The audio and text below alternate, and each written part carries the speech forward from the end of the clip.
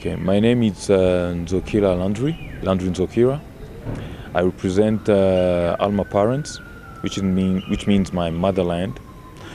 It's a new think tank in Burundi that is in charge of studying questions that is related with civil society and the youth, and questions related to the youth in Burundi and how we can establish a sustainable development and make Burundi a place to be, and putting the country on the map of the EAC to being competitive economically and etc. and other things, other domains.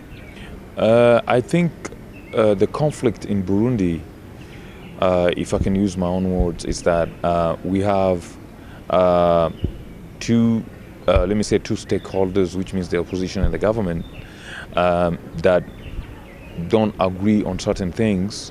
And I think I should thank the initiative of them both in coming here in Arusha, so they can see how through dialogue they can find a solution of the differences that they are facing in Burundi.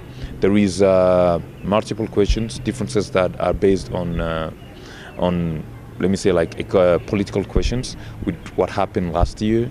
There are questions based on rights. That's why we involve, I believe, every group in the society, Burundian society, is involved in Arusha, where you have youth that are represented, where you have the women that are represented, where you have the private sector that is represented, where you have the civil society that is represented, where you have the opposition leaders that are represented, and where you have the government that is here with a strong delegation.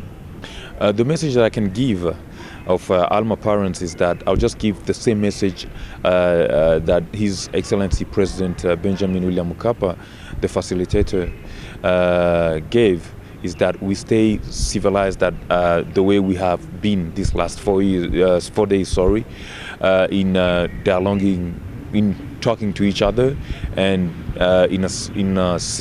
in a good way, where there was no incidents that happened between the different people that intervened during the dialogue, and to show that sense of patriotism that we have shown, of loving the country, and that hunger of ending this dialogue soon as possible, so that we can start developing the country and working for the best of our nation. The hope, if I can say that I can give the hope, every crisis in Burundi was resolved through negotiations, through dialogue. So I think that's the best way to resolve things. This is the first step, and mainly we're going to enter dialogue in 3 weeks, like His Excellency President Mkapa said. And he is very optimistic. Everyone who's participating here is very optimistic. I am very optimistic. So I don't find any reason why the people of Burundi shouldn't be optimistic.